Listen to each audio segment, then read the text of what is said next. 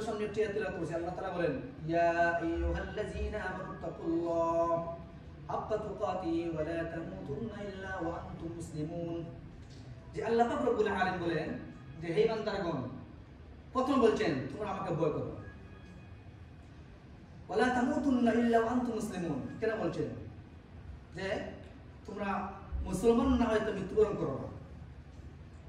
কবরের মধ্যে যখন আমরা যাওয়ার পরে আমরা সবাই জানি যে প্রশ্ন করা হবে, তোমার রবের পরিচয় দাও, দিনের পরিচয় দাও, রাসূলের পরিচয় দাও।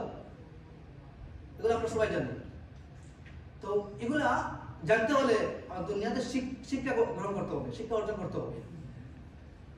কেন বলেছে যে ওয়ালা তামুতুন্না ইল্লা ওয়া আনতুম মুসলিমুন, তুমি মুসলমান না হলে তুমি মৃত্যুবরণ করো না। তো কবরের মধ্যে আপনার যখন আমরা সবাই যাব, সবাই থাকবে একা, কোনো মানুষ, কোনো বন্ধু বান্ধব, আত্মীয় স্বজন, মা বাবা, প্রতিবেশী কেউ থাকবে না। আপনার জবাব আপনাকে দিতে হবে। কবরে কি বলে?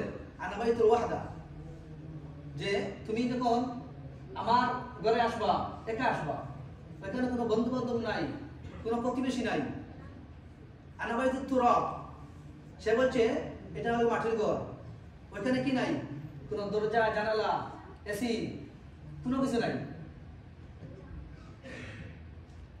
এখানে কি থাকতে হবে? ওখানে পোকামাকড়ের ঘর, সেই ঘরে সাপ বিচ্ছুতের ঘর, তুমি একা থাকতে হবে।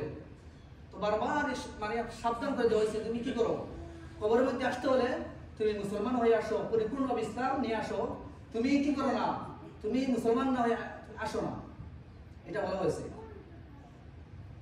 তাহলে কি করতে হবে? আমাদের দুনিয়াতে আমাদের কাজ হলো যে দিনের পথে চলা, দিনের পথে অটল থাকা। আপনি চেষ্টা করেন যে দিনের পথে চলার জন্য। আল্লাহ বলছেন ওয়াল্লাযীনা জাহাদু ফীনা লানাহদিয়ান্নাহুম সুবুলানা। তুমি যদি দিন পাওয়ার জন্য চেষ্টা করো, আল্লাহ পাক রব্বুল আলামিন বলেন তোমার জন্য বহু রাস্তা বের করা হবে। সুবুলানা, তোমার জন্য অনেক রাস্তা বাহির করে দেওয়া হবে, তুমি যাতে তুমি হেদায়েত পাও, তুমি সঠিক পথে চলতে পারো। অন্য আয়াতে আল্লাহ তাআলা বলেন ইন্নাকা লা তাহদি মান আহবাবতা ওয়ালাকিন্নাল্লাহা ইয়াহদি মান ইয়াশা। যারা হেদায়েতের পথে চলতে চায়, যারা হেদায়েত পেতে চায়, হেদায়েতের পথে চলতে চায়, আল্লাহ তাআলা তাদেরকে কি করেন? হেদায়েত দান করেন। এখন আপনি মনে করেন, ইচ্ছা করেন যে আমি আজকে ফজর নামাজ পড়বো, জামাতে পড়বো, আপনার ইচ্ছা থাকে, তাহলে আপনি পড়তে পারবেন।